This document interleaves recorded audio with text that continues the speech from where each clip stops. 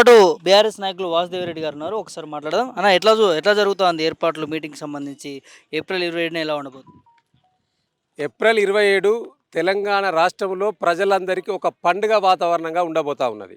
ఎందుకంటానంటే ఇవాళ పార్టీ ఆవిర్భవించి 24 సంవత్సరాలు పూర్తయి 25వ సంవత్సరాలకు అడుగుపెడుతున్న సందర్భంగా మా అధినాయకుడు కేసీఆర్ గారు పార్టీ రజతోత్సవ 25 సంవత్సరాల పండుగను మేము రాష్ట్ర వ్యాప్తంగా జరపబోతా ఉన్నాం. దాంట్లో ప్రధానంగా ఇలా 25 సంవత్సరాలు అవుతున్న సందర్భంగా ఒక సభను నిర్వహించాలని మా అధినాయకుడు నిర్ణయించిన మేరకు ఇవాళ మేము అనుకున్నది చాలా ఒక 10 లక్షల మంది అనుకున్నాం. కానీ ఇవాళ తండోపతండాలుగా జనము ఈ యొక్క సభకు రావడానికి సంసిద్ధులై ఉన్నారు.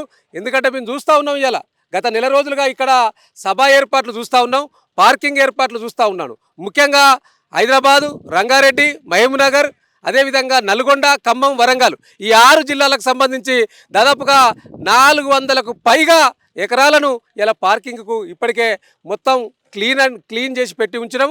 అదేవిధంగా కరీంనగర్, ఆదిలాబాద్ నుంచి వచ్చే ఏరియాకు పార్కింగు, మరోపక్క నిజామాబాదు, సిద్దిపేట, మెదక్ నుంచి వచ్చే వారికి కూడా పార్కింగ్ ఏర్పాట్లు ఇప్పటికే ఎవరికి వారుగా ఇన్ఛార్జీలు వేసుకొని అక్కడ పెద్ద ఎత్తున కూడా మరి అక్కడ వర్క్స్ నడుస్తూ ఉన్నాయి. అది ఇంకా 2 రోజుల్లో మొత్తం కూడా పూర్తి కాబోతూ ఉన్నది. మరోపక్క గ్రౌండ్లో కూడా ఇప్పటికే సభ ఏర్పాట్లు కూడా మరి మమ్మురంగా కొనసాగుతున్న సందర్భం. ప్రజలకు ఎక్కడ ఏ ఇబ్బంది కలగకూడదని మా అధినాయకుడు మాకు ఆదేశాలు ఇచ్చారు. ఆ ఆదేశాలను తూచా తప్పకుండా పాటిస్తూ ఎక్కడ కూడా ప్రజలకు ఇంత సమ్మర్ అయింది కాబట్టి ఇబ్బంది అవుతుంది కాబట్టి వారికి ఎక్కడ కూడా ఏ ఇబ్బంది కలగకుండా, వచ్చే మార్గాలలో ఇబ్బంది లేకుండా, వచ్చినాక సభలో కూడా ఇబ్బంది లేకుండా మరి ఒక పక్క వాలంటీర్స్, మరో పక్క ప్రైవేటు సిబ్బందిని కూడా పెట్టి మేము అన్ని సౌకర్యాలు కూడా ఏర్పాటు చేస్తూ ఉన్నాం. మేము అనుకున్న వాటికంటే కూడా జనం పెద్ద ఎత్తున కూడా రాబోతూ ఉన్నారు. ఈ సభ నభుతో నభవిష్యత్ అనే విధంగా ఈ సభ ఉండబోతుంది. గత సభలు వేరు, ఈ సభ వేరు. తెలంగాణ రాష్ట్ర ఉద్యమంలో అనేక సభలు నిర్వహించిన చరిత్ర బీఆర్ఎస్ పార్టీ, నాటి టీఆర్ఎస్ పార్టీకి ఉన్నది, కేసీఆర్ గారికి ఉన్నది. ఇదే వరంగల్ వేదికలో ఆనాడు మహాగర్జన పెడితే పెద్ద ఎత్తున లక్షలాది మందిగా దాదాపు 25 లక్షల మంది పైన జనం ఆనాడు తెలంగాణ రాష్ట్ర సాధన కోసం అందరూ ఇంటికొకరు బయలుదేరినారు. అట్లనే ఇవాళ మళ్ళీ కాంగ్రెస్ పార్టీ అధికారంలోకి వచ్చిన తర్వాత జరుగుతున్న తొలి మహాసభ ఈ రజతోత్సవ సభ.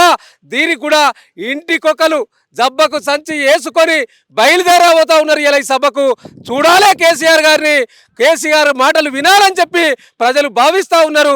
వారికి అనుగుణంగానే ప్రజలు చూడాలని ఎట్లయితే ఆకాంక్షతో ఉన్నారో ఆ ఆకాంక్షకు అనుగుణంగానే మా యొక్క నియోజకవర్గ ఇన్ఛార్జీలు కూడా వారికి వాహనాలు సమకూరుస్తూ ఉన్నాం. సభ కూడా పెద్ద ఎత్తున కూడా హిట్టు కాబోతుందనే విషయాన్ని కూడా మాకు ఇప్పటికే తెలిసింది. ఎందుకంటే రోజువారీగా మీకు కార్యక్షేత్రంలో ఉంటున్నాం కాబట్టి, ముఖ్యంగా ఈ యొక్క 15 నెలల కాలంలో కాంగ్రెస్ చేస్తున్న మరి తిరోగమన చర్యలను ప్రజలు చూస్తూ ఉన్నారు. కాబట్టి ఇలా మాకు ఈ ముఖ్యమంత్రి వద్దు, మాకు ఈ పాలన వద్దు, మాకు బీఆర్ఎస్ పాలనే కావాలి, కేసీఆర్ పాలనే బాగుంటుందని తెలంగాణలో ప్రజలు భావిస్తూ ఉన్నారు. కాబట్టి తప్పకుండా ఈ సభలో కేసీఆర్ గారిని చూడాలి, కేసీఆర్ గారు మళ్ళీ తెలంగాణలో ముఖ్యమంత్రి కావాలని ఒక ఆకాంక్ష ప్రజల్లో వెలుబుస్తూ ఉన్నది. తప్పకుండా ఈ విజయవంతమవుతుందనే భావన మాలో ఉన్నది. ప్రజలకు కూడా ఇక్కడ ఎలాంటి ఇబ్బంది కలగకుండా మేము ఇక్కడ కార్యక్రమాలు చేస్తూ ఉన్నాం. ఒక్కసారి మన వెనక సభ వేదిక చూస్తే నాకు బాహుబలి సెటప్ లాగా అనిపిస్తా ఉందన్న. ఏంటి ఇంత పెద్దగా, ఇంత భారీ ఎత్తున గతంలో ఎన్నడూ లేని విధంగా? అంటే ఇప్పుడు ఈ యొక్క రజతోత్సవం జరుపుకుంటున్న ఈ వేళలో పెద్ద ఎత్తున కూడా ప్రజలందరూ కూడా, ఎందుకంటే పార్టీ ఆనాడు చాలామంది అన్నారు మబ్బలో పుట్టింది పబ్బలో కరిగిపోతుందని ఏదో అనేక సామెతలు చెప్పి మమ్మల్ని హేళన చేసిన ఆనాటి నాయకులు. కానీ ఇలా పార్టీ పోలే, నాయకుడు పోలే, ఇలా మమ్మల్ని విమర్శించిన వాళ్ళు కాలగర్భంలో కలిసిరు రాజకీయంగా. కానీ ఈరోజు 25 సంవత్సరాలు ఒక తెలుగునాట, ముఖ్యంగా ప్రాంతీయ పార్టీ 25 సంవత్సరాలు జరుపుకునే సందర్భం చాలా తక్కువగా. కాబట్టి ఇంత పెద్ద ఎత్తున జరుపుకుంటున్నాం కాబట్టి ప్రజలందరూ కూడా రావాలని మేము ఆహ్వానించడం ఇప్పటికే. అందుకనే ఇట్లా బాహుబలి సెట్టింగ్లు పెట్టి పెద్ద ఎత్తున కూడా, ఎందుకంటే ఈ యొక్క దాదాపుగా 200 ఎకరాలు ఉన్నది ఈ సభాస్థలం. ఈ 200 ఎకరాలలో అనేక మంది ప్రజలు రాబోతూ ఉన్నారు ఈ యొక్క సభా గ్రౌండ్కు. కాబట్టి వారందరికీ కూడా కేసీఆర్ గారు మరి నిండుగా కనిపించాలి, వారి మాటలు చెవుల్లో వినసొంపుగా ఉండాలనే ఒక ఉద్దేశంతో ఈ సభా వేదికను కూడా పెద్ద ఎత్తున కూడా మరి ఒక బాహుబలి సెట్టింగ్ మాదిరిగా వేస్తూ ఉన్నారు. అన్ని స్క్రీన్లో ఉంటాయి. ఎంత దూరం ఉన్న ప్రజలకు కేసీఆర్ గారు దగ్గరగా ఉండి మాట్లాడే విధంగా వారి భావన ఉండే విధంగా స్క్రీన్లు కూడా ఏర్పాటు చేయబోతా ఉన్నాం. అదేవిధంగా సమ్మర్ సీజన్ కాబట్టి దాదాపుగా 10 లక్షల వాటర్ బాటిల్స్, 10 లక్షల సల్లా ప్యాకెట్లను కూడా మేము ఇక్కడ ఏర్పాటు చేయబోతా ఉన్నాం. వారికి ఎక్కడ కూడా ఎలాంటి ఇబ్బంది లేకుండా అది కూడా కూల్ చల్లటి వారికి అందించే విధంగా.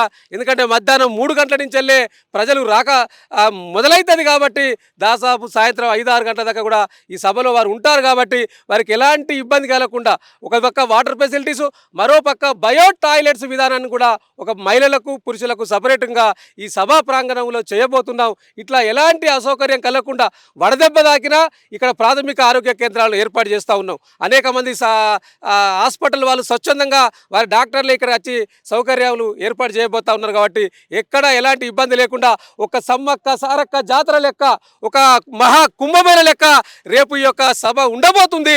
ఈ యొక్క సభ మళ్ళీ సువర్ణ అక్షరాలతో లిఖించబడబోయే సభ అనే విషయాన్ని ఈ సందర్భంగా తెలియజేస్తా ఉన్నాను. ఏర్పాట్ల గురించి చాలా బాగా జరుగుతూ ఉన్నాయన్న. కేసీఆర్ గారి స్పీచ్ ఎలా ఉండబోతుంది? ఎందుకంటే చాలా రోజుల నుంచి, ఒక నెల రోజుల నుంచి కూడా చర్చ సాగుతోంది. అరే ఏప్రిల్ 27న బీఆర్ఎస్ రజతోత్సవ సభ ఎట్లా జరుగుతుంది, కేసీఆర్ గారు ఏం మాట్లాడుతారని ఒక ఉత్కంఠగా మారుతా ఉంది. ఏం చెప్తారు? ఇప్పుడు కేసీఆర్ గారి స్పీచ్ ఎలా ఉండబోతుందంటే తినబోతూ రుచెందుకు డెఫినెట్గా ఉండబోతుంది. ఆయన సరళి, ఆయన మాట విధానం నాడు తెలంగాణ ఉద్యమంలో ఏ విధంగా ఉండబోతుందో డెఫినెట్గా ఆ విధంగానే వారు మాట్లాడబోతారు. వారి మాటలను నేను చెప్తే అది బాగుండదు కాబట్టి కేసీఆర్ గారే తెలంగాణ గుండె లోతుల నుంచి వచ్చే మాటలను వారు ప్రజలకు చెప్పబోతా ఉన్నారు. డెఫినెట్లీగా ఈ సభకు ఆ దిశగానే ప్రజలు కూడా ఏం భావిస్తూ ఉన్నారు, కేసీఆర్ గారి మాటలను వినాలే, కేసీఆర్ గారిని చూడాలే, రావాలే కేసీఆర్ గారు మళ్ళీ తెలంగాణ రాష్ట్రానికి ముఖ్యమంత్రి కావాలని తెలంగాణ ప్రజలు భావిస్తూ ఉన్నారు. కాబట్టి వారిని చూడడానికి, వారి మాట వినడానికే తండోపతండాలుగా ఇలా మహాకుంభమేళ ఇవాళ ఈ యొక్క వరంగల్ జిల్లా, ముఖ్యంగా హన్మకొండ జిల్లాల ఎలకతుర్తిలో జరగబోతుందనే విషయాన్ని ఈ సందర్భంగా తెలియజేస్తా ఉన్నాను.